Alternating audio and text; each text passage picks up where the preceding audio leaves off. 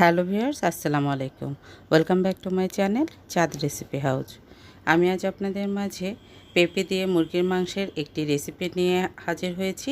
আশা করব আমার আজকের রেসিপিটি আপনাদের অনেক ভালো লাগবে। আর এভাবে হয়তো অনেকেই রান্না করে খেয়ে থাকেন। এই রান্নাটি কিন্তু খেতে খুবই মজা। আপনারা যারা সবসময় আলু দিয়ে এই মুরগির মাংস রান্না করে খান, তারা একবার হলেও পেঁপে দিয়ে এভাবে রান্না করে খেয়ে দেখবেন। এটা শরীরের জন্য খুবই ভালো। যাদের বাসায় প্রতিদিন মুরগি রান্না করা হয়, তারা নিশ্চয়ই আলু দিয়ে রান্না করে থাকেন।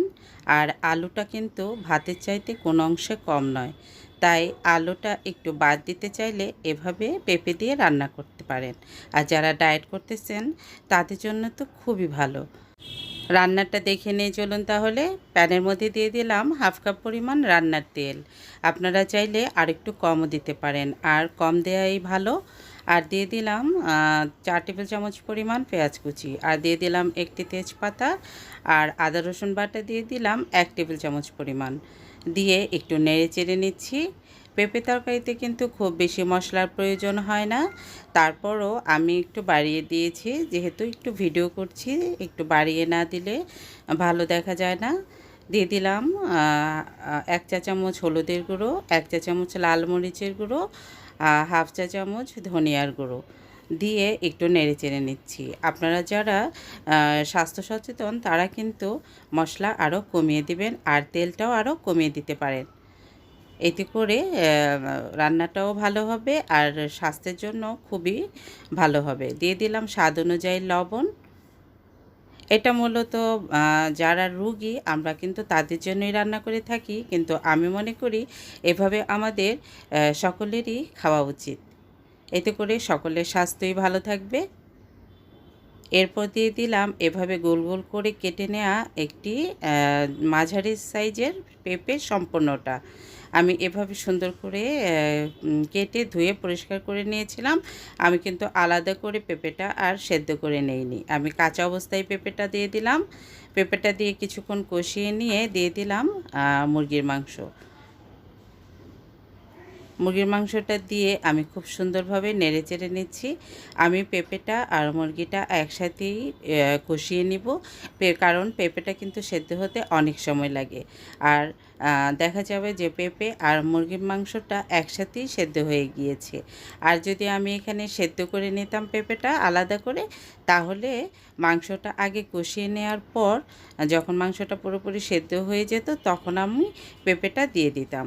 ওইভাবেও রান্না করা যায়, আর আমি এভাবেই রান্না করছি। স্বাদ কিন্তু একই হবে। কিছুক্ষণ নেড়ে চেড়ে কষিয়ে নেওয়ার পর আমি ঢাকনা দিয়ে ঢেকে রেখে দিলাম 5-6 মিনিট।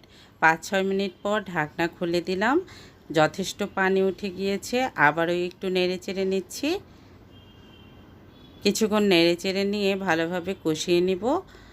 আর এই তরকারিটা কিন্তু যথেষ্ট পরিমাণ ঝোল দেওয়া হবে, কারণ এটা ঝোল না দিলে এই তরকারিটা একদমই ভালো লাগবে না। কিছুক্ষণ নেড়ে চেড়ে আমি ঝোলের জন্য পানি দিয়ে দিলাম প্রায় 3 কাপের মতো। আপনারা চাইলে আরও বাড়িয়ে বা কমিয়ে দিতে পারেন, এতে কোনো সমস্যা নেই। এখন আবারও আমি একটু নেড়ে চেড়ে নিচ্ছি, তারপর ঢেকে রেখে দিব 10 মিনিট।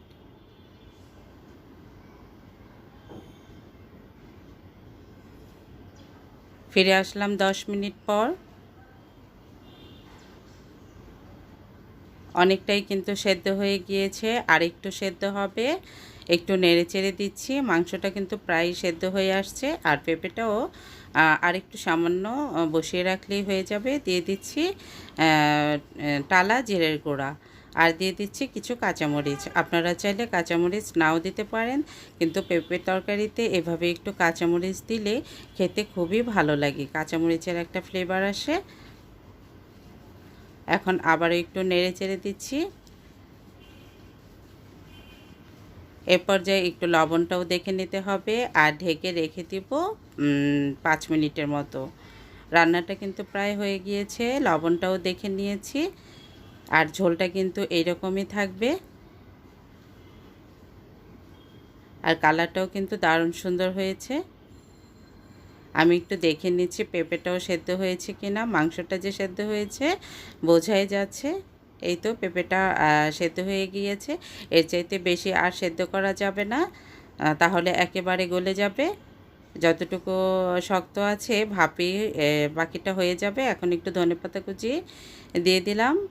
চুলাটা বন্ধ করে দিয়ে আমি একটি প্লেটে তরকারিটা সার্ভ করে নিলাম।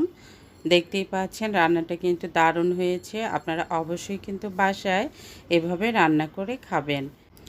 ভিডিওটি যদি একটুও ভালো লেগে থাকে তাহলে আমার চ্যানেলটি সাবস্ক্রাইব করার অনুরোধ রইল। প্লিজ সাবস্ক্রাইব করে পাশে থাকা বেল বাটনে ক্লিক করে রাখবেন, এতে করে আমার পরবর্তী ভিডিও নোটিফিকেশন পৌঁছে যাবে সবার আগে আপনার কাছে। সবাই ভালো থাকবেন, আমাদের জন্য দোয়া করবেন। পরবর্তী ভিডিও দেখার আমন্ত্রণ জানিয়ে আজকের মতো বিদায় নিচ্ছি। আল্লাহ হাফেজ।